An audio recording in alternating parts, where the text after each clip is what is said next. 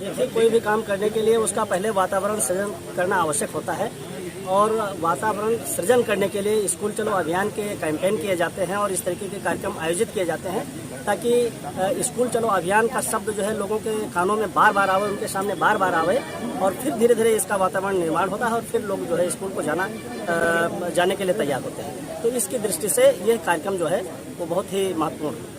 Monitoring नहीं हो पाती ये कहना उचित नहीं होगा, लेकिन मॉनिटरिंग चाहे जितनी हो फिर भी कुछ न कुछ कोई गुंजाइश रह जाती है। आप देखते हैं कि 20 साल पहले अगर प्राथमिक शिक्षा को लें तो बहुत सारे बच्चे ऐसे थे जो शिक्षा वंचित थे और इसको घरों में अपने पड़े रह जाते थे। जब सरकार ने इसके लिए प्रयास किया और विगत 5 वर्षों में योगी सरकार जब से आई है तो पूज्य योगी आदित्यनाथ जी ने जो प्रयास किए हैं उसका रिजल्ट आपको दिखाई दे रहा है। पहले जो ड्रेस मिलती थी ठेकेदारी पद्धति पर मिलती थी, उसमें तमाम कटौती हो जाती थी। योगी आदित्यनाथ जी की सरकार ने, हमारी भारतीय जनता पार्टी की सरकार ने पैसा अभिभावकों के खाते में भेजना शुरू किया।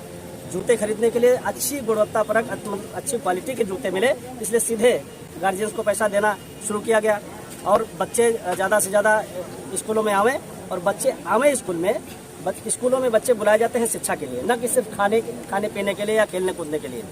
जब शिक्षा देने के लिए शिक्षक ही नहीं थे तो कैसे शिक्षा दी जा सकती थी। आप समझिए कि जब योगी जी ने पिछली बार जब अभियान चलाया 69,000 शिक्षकों की भर्ती की, इससे यह साबित होता है कि हमारी सरकार शिक्षा के पूर्ण रूपेण जो है संवेदनशील है कि शिक्षा देने वाले शिक्षकों की नियुक्ति करके और लोग एक अच्छी गुणवत्तापूर्ण शिक्षा देने का काम सरकार कर रही है। धन्यवाद। छात्र छात्राएं तथा उनके अभिभावक और सम्मानित अध्यापकगण, सम्मानित प्रधानगण तथा उपस्थित मीडिया के समस्त भाइयों, स्कूल चलो अभियान के तहत आज मुख्यमंत्री जी ने शुभारंभ किया, जिसको हम सब लोगों ने अभी उनका उद्बोधन सुना। सरकार की प्राथमिकता है कि एक भी बच्चा पूरे प्रदेश के अंदर कोई भी ऐसा बच्चा न छूटने पाए जो शिक्षा से वंचित हो, विद्यालय न जा पा रहा हो। ऐसे सारे बच्चों को स्कूल में दाखिला कराया जाए और गुणवत्तापरक शिक्षा उनको दी जाए। देश की आजादी के बाद जब एक सोच बनी इस देश के अंदर कि हर बच्चे को अच्छी शिक्षा दी जाए ताकि देश अपना दुनिया के अंदर एक स्थान बना सके, और इसके लिए सरकारी स्तर पर भी गैर सरकारी स्तर पर भी तमाम सारे अनेकानेक प्रयास किए गए।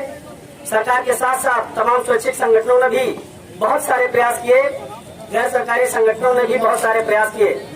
उसका परिणाम है कि आज उत्तर प्रदेश के अंदर शिक्षा का जो स्तर है काफी बेहतर बनाने में हम लोग सफल हुए हैं।